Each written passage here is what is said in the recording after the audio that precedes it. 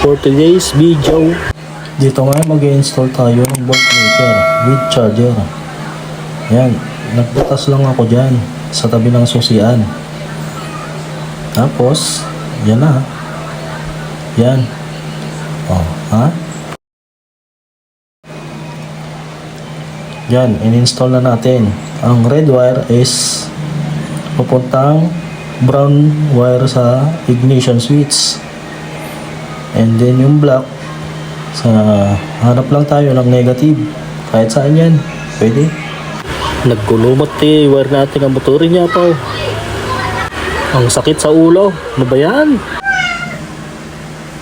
Yan, at testing na nga natin. Ayan. Hoy, Ming! Ano bang ginagawa mo? Ayan, ayos! Ayos! Ayos! Hanggang dito na lang mga boss. Sana'y may natutunan kayo. Hanggang sa muli. Bye-bye! Ayos!